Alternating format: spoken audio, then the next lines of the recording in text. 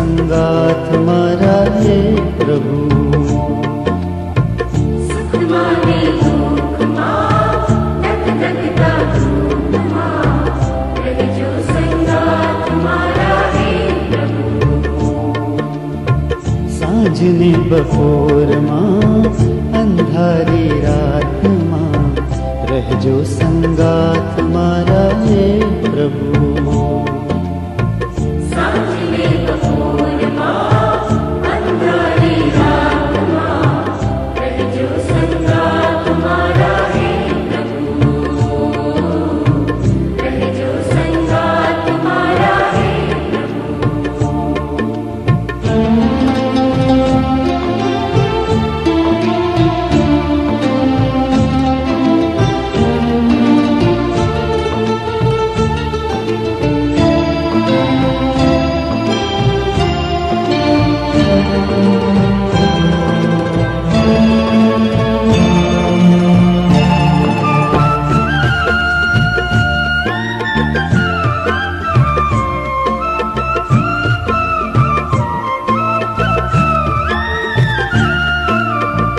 જીવનની હોડમાં, કાળની આ દોડમાં, શોધું છું એક સતવારો રે। શોધું છું એક સતવારો રે। જીવનની હોડમાં, કાળની આ દોડમાં, શોધું છું એક સતવારો રે। શોધું છું એક સતવારો રે। શોધું છું એક સતવારો રે। જીવનની ભીડમાં, જીવનની ભીડમાં, કાળજાની ખોરમાં, રહેજો સંગાત મારા હે પ્રભુ। જીવનની ભીડમાં, કાળજાની ઘોરમાં, રહેજો સંગાત મારા હે પ્રભુ। સુખમાં ને દુઃખમાં, ધક ધકતા ધૂપમાં, રહેજો સંગાત મારા હે પ્રભુ। સુખ માને દુઃખ માં, ધક ધકતા ધૂપ માં, રહેજો સંગાત મારા હે પ્રભુ। રહેજો સંગાત મારા હે પ્રભુ।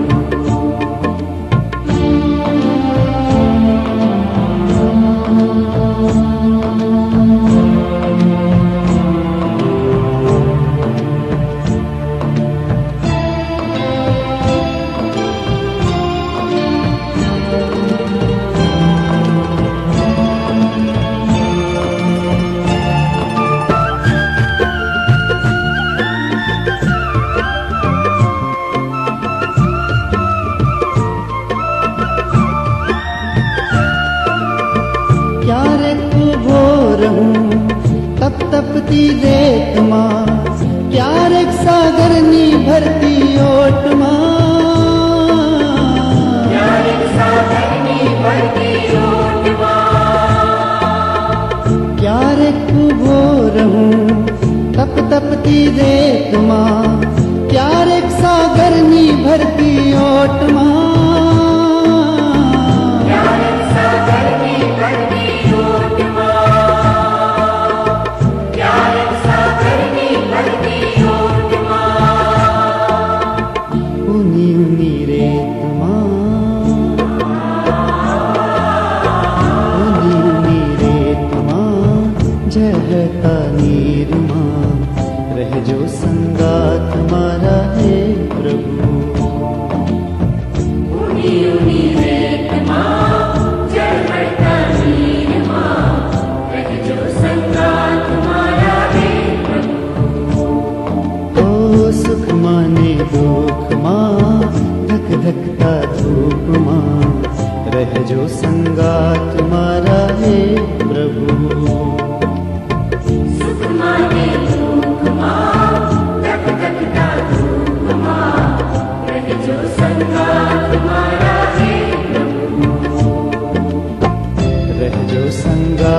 तुम्हारा हे प्रभु।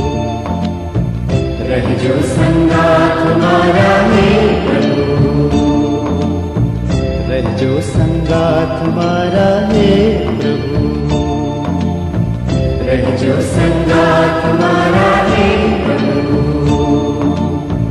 रह जो संगात तुम्हारा हे प्रभु, रह जो संगात तुम्हारा हे प्रभु।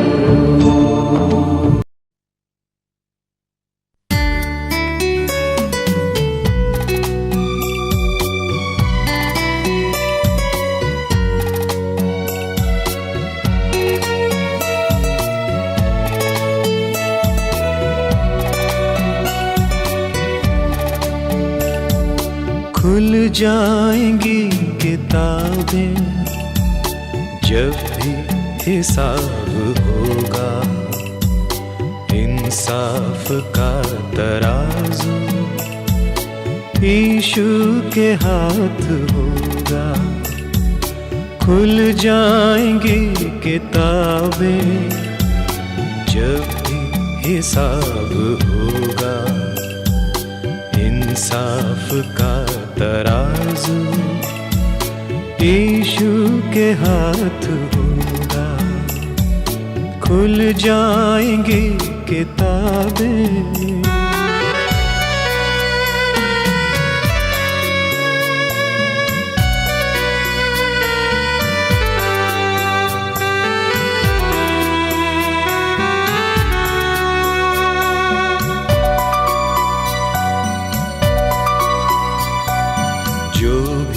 तू कर रहा है यीशु वो देखता है, जो भी तू कर रहा है यीशु वो देखता है। हर पल का तुझको इंसान, हर पल का तुझको इंसान देना हिसाब होगा। इंसाफ का तराजू यीशु के हाथ होगा। खुल जाएंगी किताबें जब भी हिसाब होगा, इंसाफ का तराजू यीशु के हाथ होगा।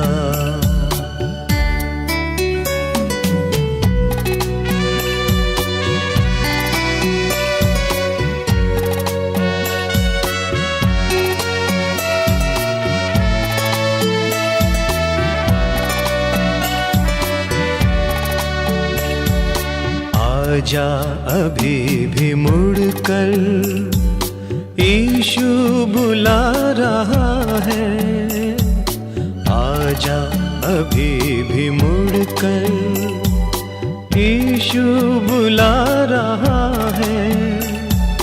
वरना ये याद कर ले, वरना ये याद कर ले, तेरा ही नाश होगा। इंसाफ का तराजू यीशु के हाथ होगा। खुल जाएंगी किताबें जब भी हिसाब होगा। इंसाफ का तराजू यीशु के हाथ होगा। खुल जाएंगी किताबें जब भी हिसाब होगा। इंसाफ का तराजू यीशु के हाथ होगा। खुल जाएंगी किताबें।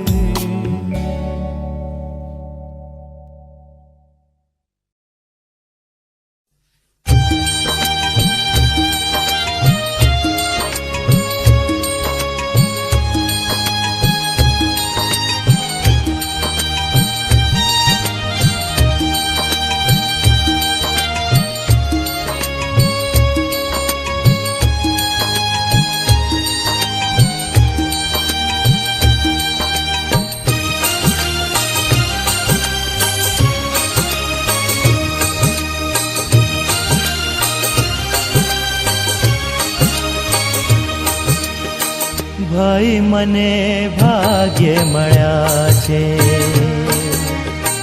ઈસુ ગુરુ તારણહાર ભાઈ મને ભાગ્ય મળ્યા છે ઈસુ ગુરુ તારણહાર ભાઈ મને ભાગ્ય મળ્યા છે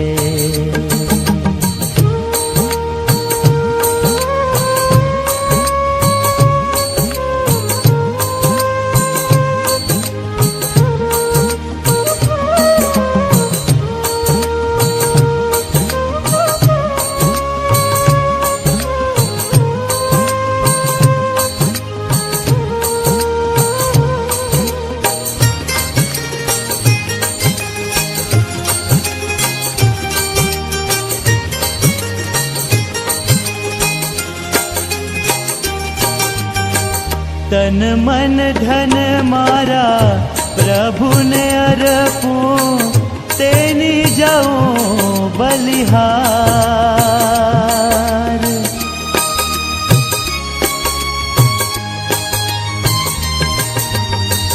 તન મન ધન મારા પ્રભુને અર્પું તેની જાઉં બલિહાર મુજ પાપીનું તારણ કરવા મુજ પાપીનું તારણ કરવા આવ્યા જગ મોજાર ભાઈ મને ભાગ્ય મળ્યા છે ઈસુ ગુરુ તારણહાર ભાઈ મને ભાગ્ય મળ્યા છે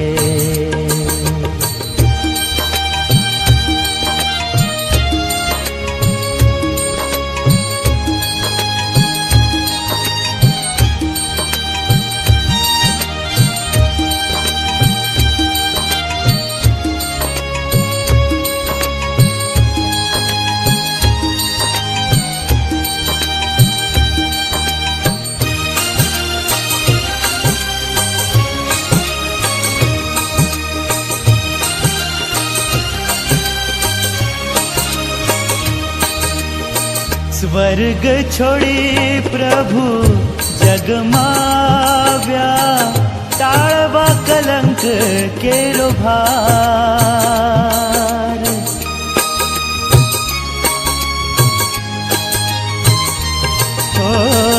સ્વર્ગ છોડી પ્રભુ જગમાવ્યા ટાળવા કલંક કેરો ભાર પાપી જગને દેખી દયાળે પાપી જગને દેખી દયાળે અનેક કીધા ઉપકાર ભાઈ મને ભાગ્ય મળ્યા છે ઈસુ ગુરુ તારણહાર ભાઈ મને ભાગ્ય મળ્યા છે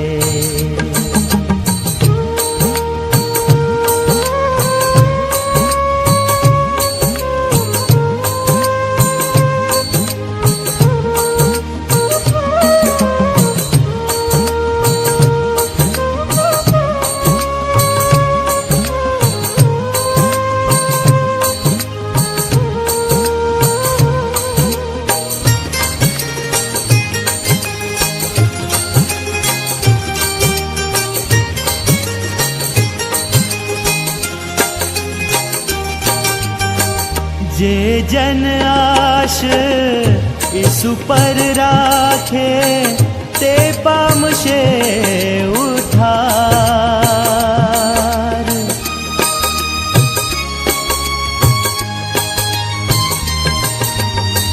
જે જન આશ ઈસુ પર રાખે તે પામશે ઉદ્ધાર કહે વિશ્વાસી ગુરુ ગુણ ગાય કહે વિશ્વાસી દેશવાસી ગુરુ ગુણ ગાય, ઈસુનો બોલો જયકાર. ભાઈ મને ભાગ્ય મળ્યા છે, ઈસુ ગુરુ તારણહાર. ભાઈ મને ભાગ્ય મળ્યા છે, ભાઈ મને ભાગ્ય મળ્યા છે, ભાઈ મને ભાગ્ય મળ્યા છે.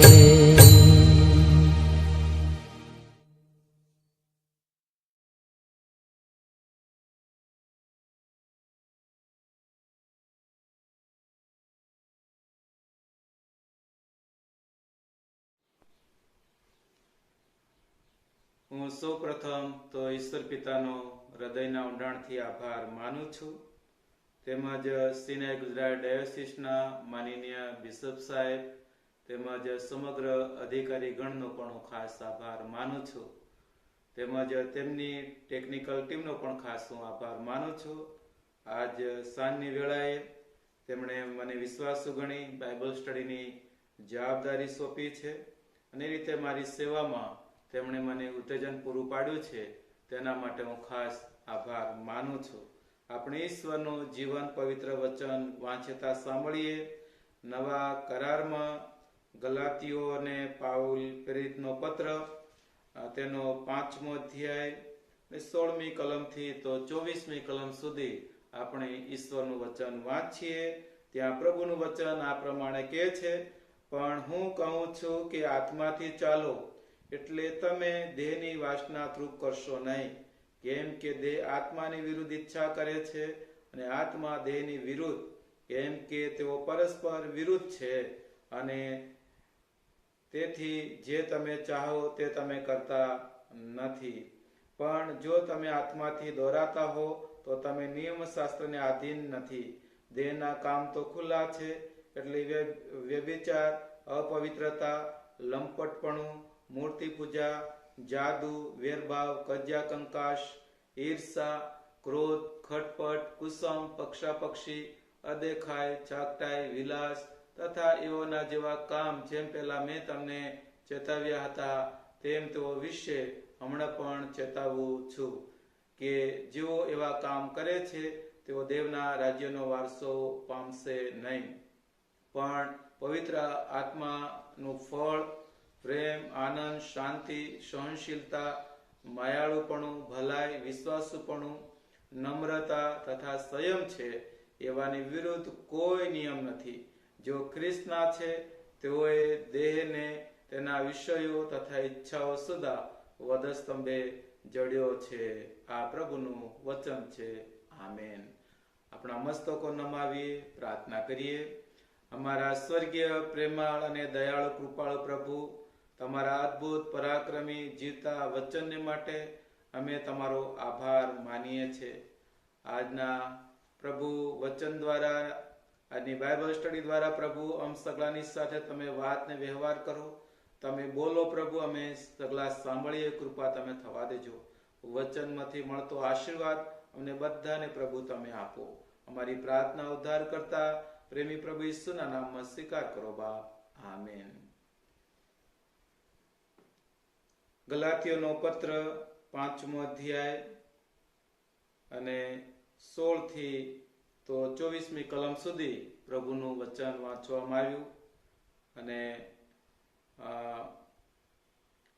ગલાતીઓનો પત્ર 5:22મી કલમ અને તેમાં શાંતિ, સહનશીલતા ઉપર અત્યારે આપણે બાઇબલ સ્ટડી કરવા માંગીએ છીએ.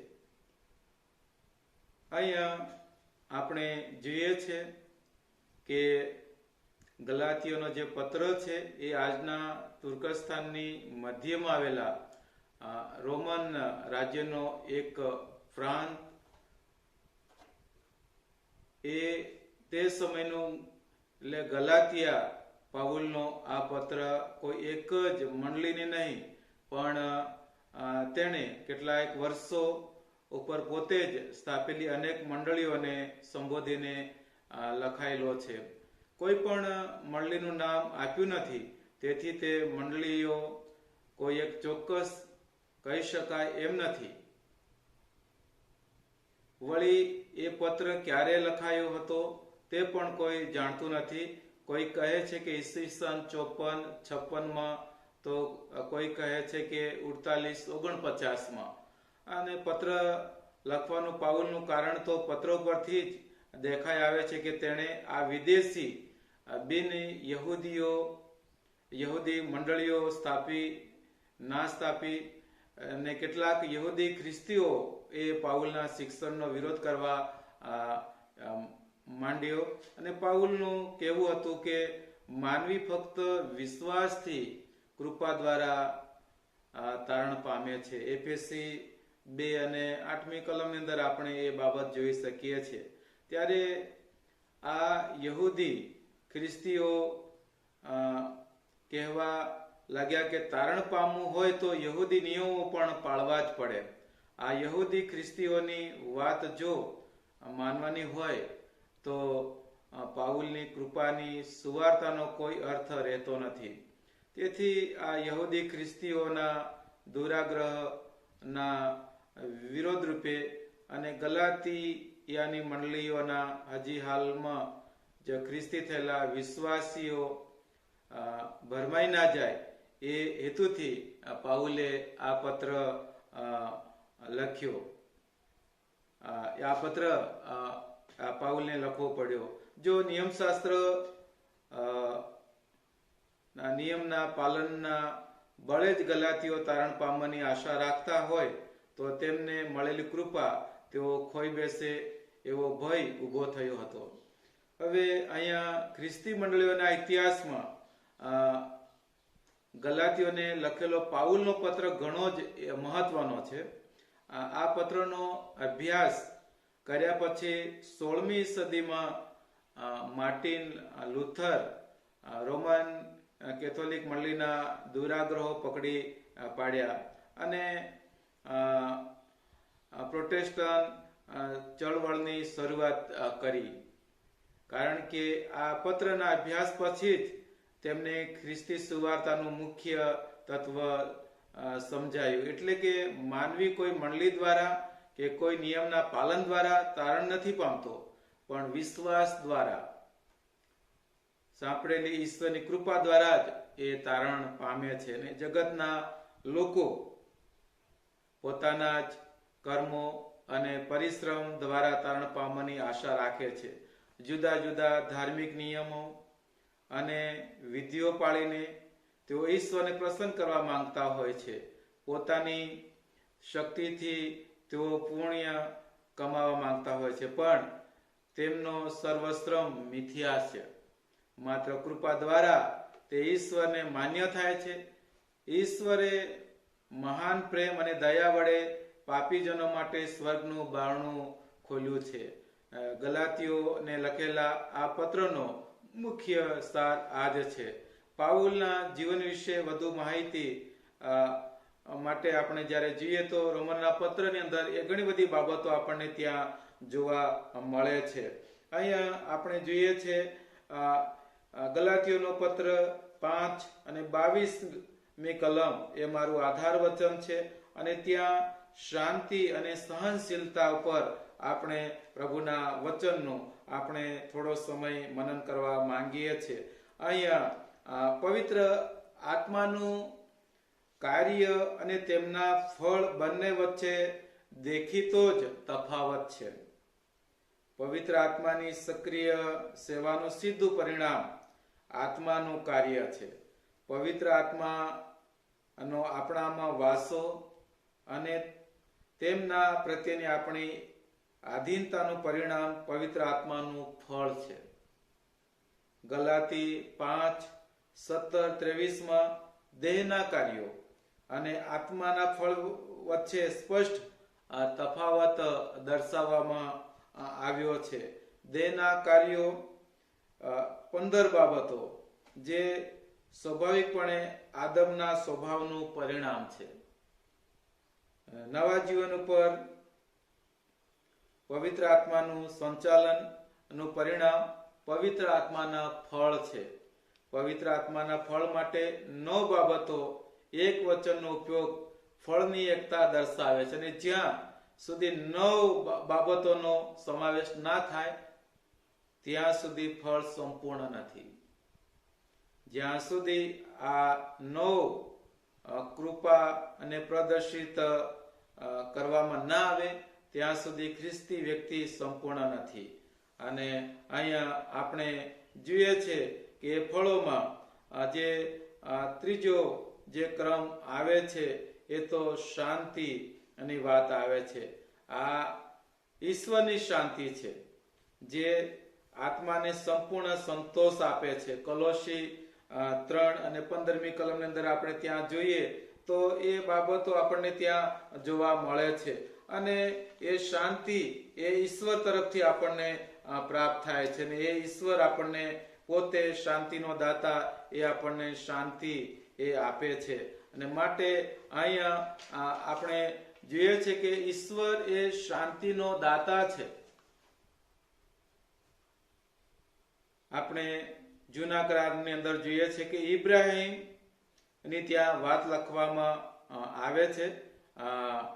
ઇબ્રાહિમ સંબંધી આપણે જોઈએ તો ઇબ્રાહિમ તો ઈશ્વરના તેડાને આધીન થઈ અને અજાણ્યા દેશમાં તેનું કુટુંબ અને સર્વસંપત્તિ લઈ તંબુઓમાં રહેતો હતો.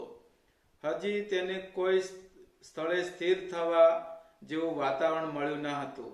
વળી તે તેના કુટુંબના અને બહારના વિવિધ પ્રશ્નોમાં સંકળાયેલો અને ગૂંથાયેલો પણ હતો. છતાં તેનું વર્તન અને જીવન ફલિસ્તીઓના રાજા અબીમેલેકની દ્રષ્ટિમાં ધ્યાનપાત્ર બન્યું. ઇબ્રાહિમના નિર્ણયો અને તેને મળેલી સફળતા જોઈને તેને ખાતરી થઈ કે ઈશ્વર ઇબ્રાહિમની સાથે છે. આ એક મોટી સાક્ષી હતી. અજાણ્યા વિધર્મી લોકો કબૂલ કરતા હતા કે આ માણસ ઈશ્વરનો માણસ છે, તે ઈશ્વરના માર્ગમાં ચાલે છે અને ઈશ્વર તેની સાથે છે. આપણે જે લોકો મધ્યે વસીએ છીએ તેઓ પર આપણી છાપ કેવી છે? તેઓ શું કબૂલ કરે છે? કે આપણે ઈશ્વરના માર્ગમાં ચાલીએ છીએ અને ઈશ્વર આપણી સાથે છે. અન્ય લોકો સાથેનું આપણું વર્તન અને આપણા કુટુંબની અંદર આપણું વર્તન ઈશ્વરના નામને શોભા આપે એવું છે કે બટો લગાડે તેવું છે? જો આપણી સાક્ષી સારી હશે તો બહારના બીજા અનેક આપણી તરફ ખેંચાશે અને આપણી પાસેથી સલાહ, દોરવણી અને ઈશ્વર વિશેના જ્ઞાનની માંગણી કરશે. આપણી જવાબદારી મોટી છે પ્રભુના લોકો, બાળકો, વિશ્વાસીઓ તરીકે. ત્યારે આપણે વિશ્વાસી જીવન અને આત્મિક જીવન જીવવાનું છે. જો આપણે આપણો ભાગ બરાબર ભજવીશું તો ઈશ્વર પણ તેમનો ભાગ ભજવશે. જ્યારે કોઈ માણસના માર્ગથી યહોવા રાજી થાય છે ત્યારે તે તેના શત્રુઓને પણ તેની સાથે સલાહ સંપમાં રાખે છે. નીતિ વચન 16 અને 7મી કલમની અંદર તમે જોઈ શકશો. ઇબ્રાહિમના કિસ્સામાં આ બાબત સાચી ઠરી. દુશ્મનો તેની સાથે શાંતિના કરાર કરવા આવ્યા. કુવા સંબંધીનો જે જૂનો વિખવાદ હતો તેનો પણ ઉકેલ લાવવામાં આવ્યો. હવે ઇબ્રાહિમે ચોક્કસ શાંતિ અનુભવી હશે. ખરી શાંતિ ઈશ્વર તરફથી જ મળે છે. દુશ્મનોની ગેરહાજરી કે પ્રશ્નોની ગેરહાજરી તે શાંતિની ગેરંટી નથી. ઈશ્વર જે શાંતિ આપે છે તે તો પ્રશ્નો કે મુશ્કેલીઓ હોય છતાં અંદર આપણા મનમાં રાજ કરતી હોય છે. તે સર્વ સમશક્તિથી ઉપર એવી શાંતિ છે.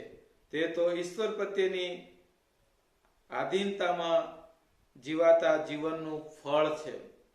કેટલીક વાર ઈશ્વર આપણા સર્વ સંજોગોને સાનુકૂળ કરીને આપણને શાંતિ આપે છે. કેટલીક વાર તે આપણને સંઘર્ષોનો અને સમસ્યાઓનો સામનો કરવા દે છે.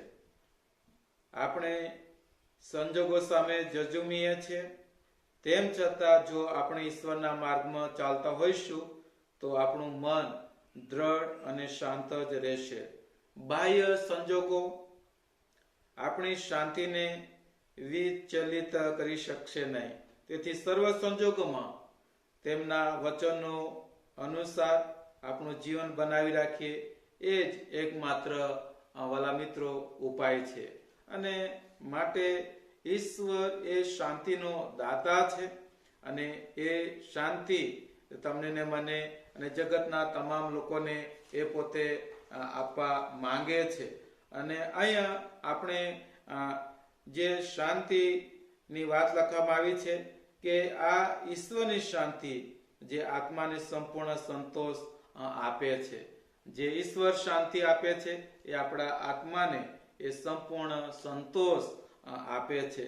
સાથે આપણે અહીંયા જે બાબત જોઈએ છે એ તો એ છે બાઇબલની અંદર કે જે શાંતિની વાત લખવામાં આવી છે કે જે ત્રીજું ફળ બાઇબલની અંદર છે શાંતિ, એ સૌથી પહેલા ઈશ્વર સાથે સમાધાનની શાંતિ છે. આપણને આ શાંતિ ખ્રિસ્તમાં વિશ્વાસ રાખવાથી પ્રાપ્ત થાય છે. રોમનનો પત્ર 5:1, ફિલિપી 4 અને 7મી કલમની અંદર ત્યાં પણ જોવા મળે છે.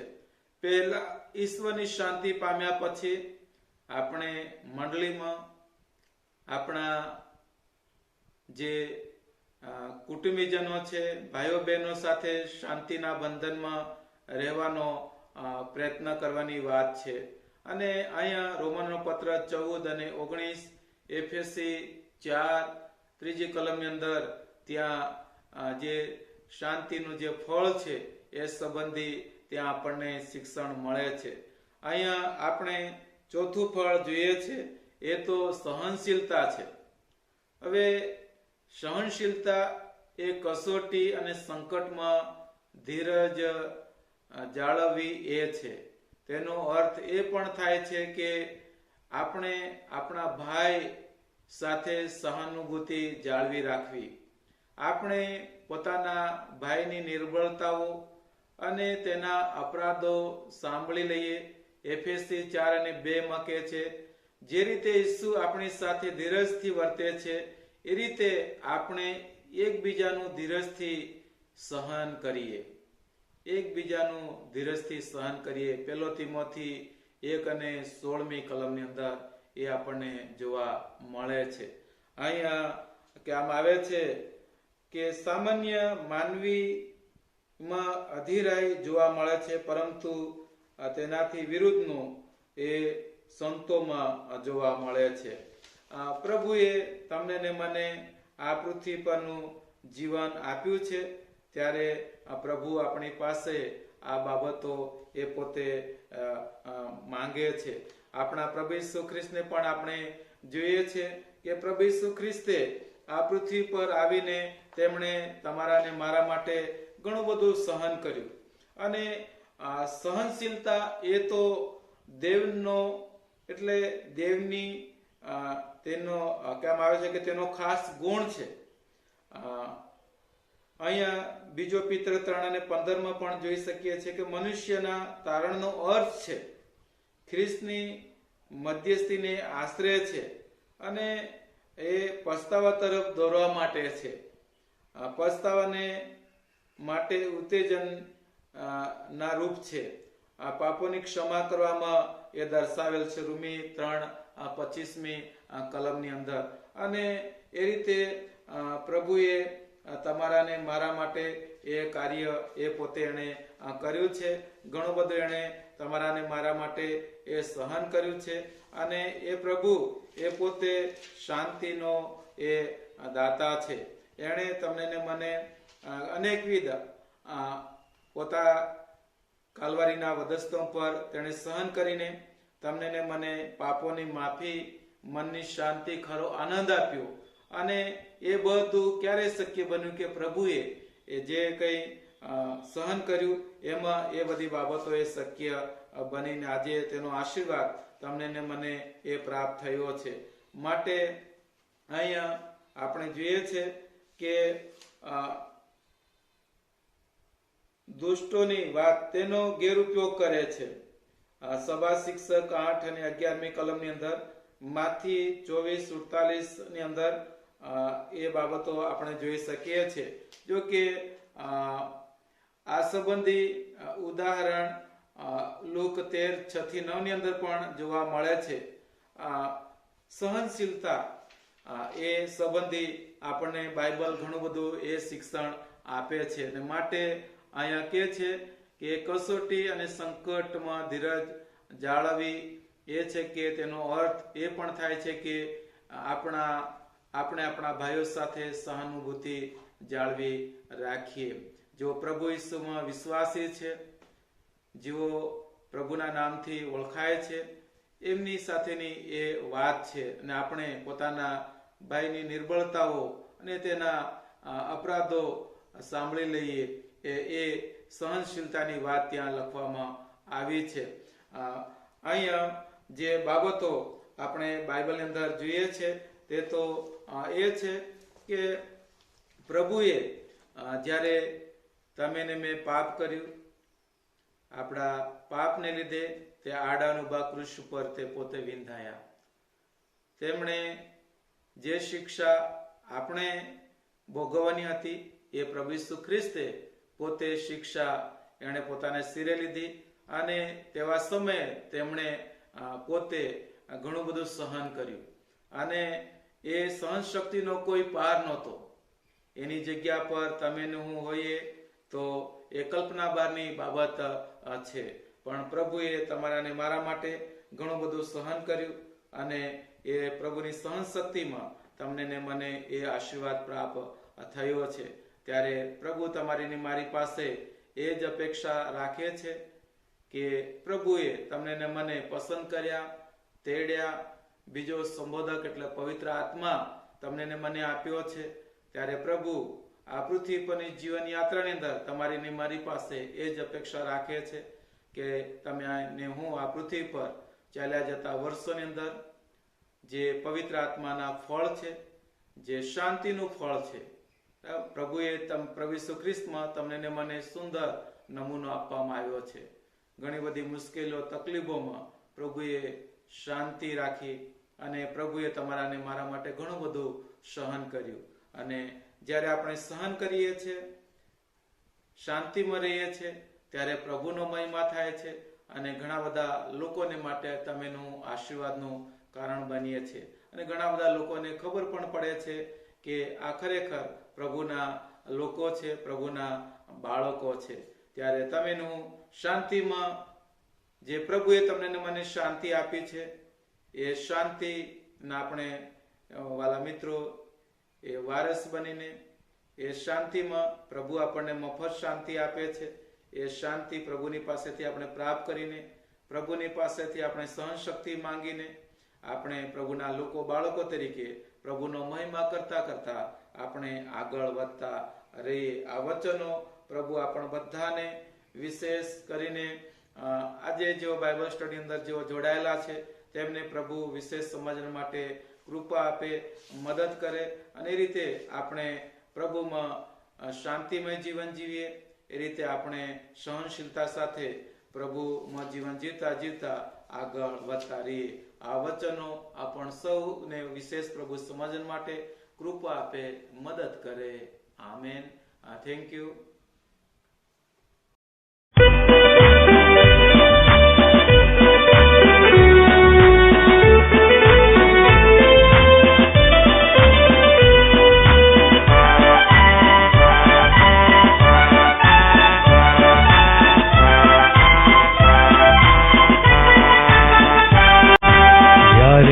કઠણ લાગે ને વેરી કરે ઢોર, ઈસુ થજે આગેવાને અમને આગળ દોર. જોખમ વાળી જગાઓમાં તને ઢાલીશું, ચિંતા તજી તારી પાછળ ચાલીશું. તારી પાછળ ચાલી સૌ જગા જ્યાં હોય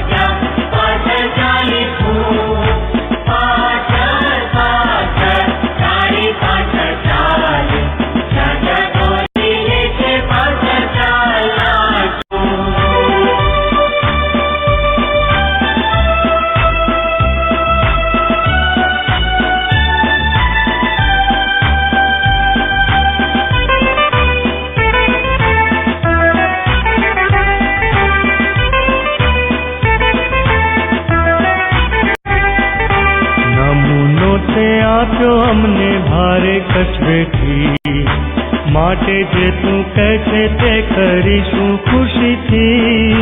તારો નમૂનો લઈને આજ્ઞા પાડીશું, પ્રીતિ થકી તારી પાછળ ચાલીશું.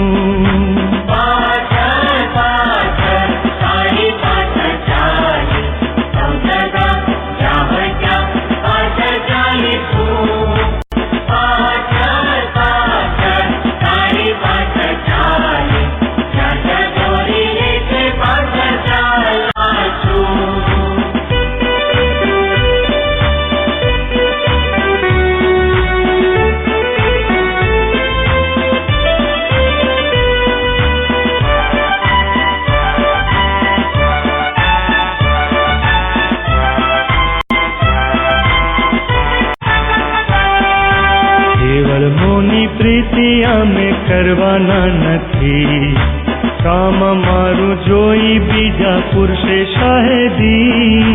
દેવનું કામ કરવામાં પૂરું મન પણ રાખીશું, દુઃખ વેઠીને તારી પાછળ ચાલીશું.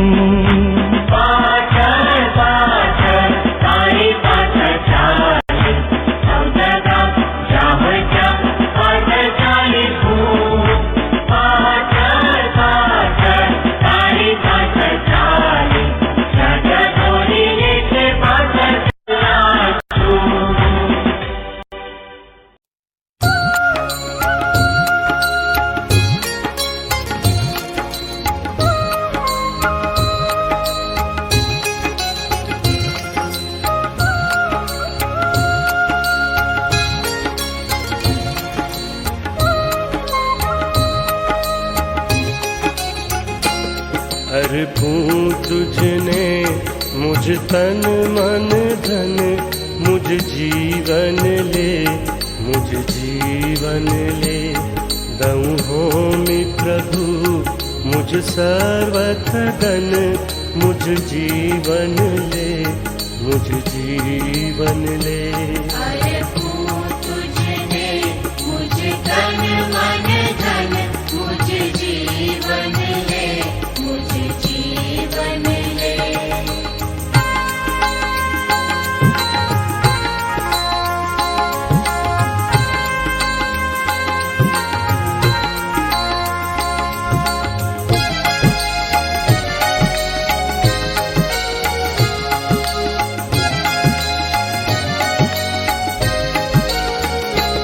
तुझ स्तंभ प्रभु मुझ खांध धरूं, तब सेवा करा पथमा संचरूं.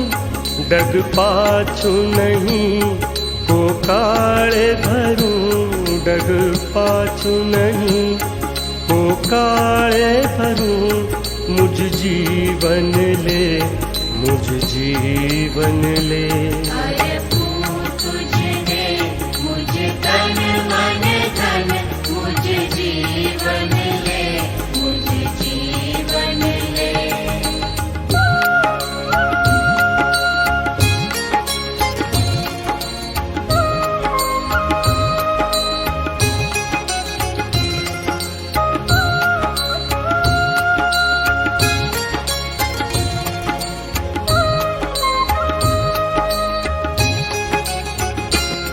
बहु संकट ने तोफान नड़े, बहु आपदा थी वधु शूर चढ़े.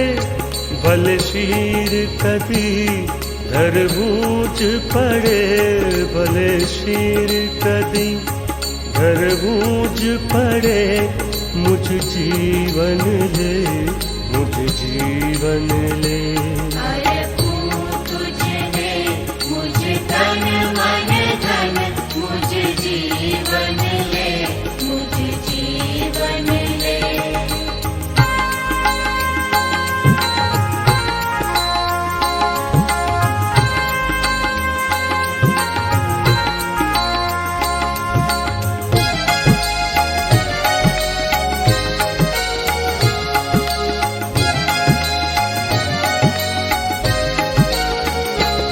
तब राज्य तणी झुंबेश मही, सदा सेवा मही झुकावु सही, या होम करी पड़ु पाछो नहीं, या होम करी पड़ु पाछो नहीं। मुझ जीवन ले, मुझ जीवन ले। अर्पू तुझे मुझ तन मन धन, मुझ जीवन ले, मुझ जीवन ले।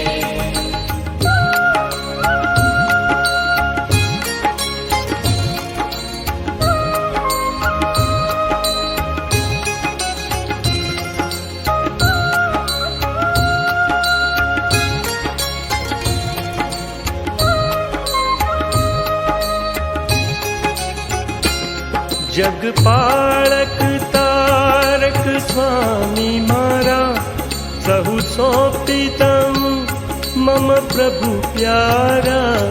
धरु मस्तक हूँ चरणे तमारा, धरु मस्तक हूँ चरणे तमारा।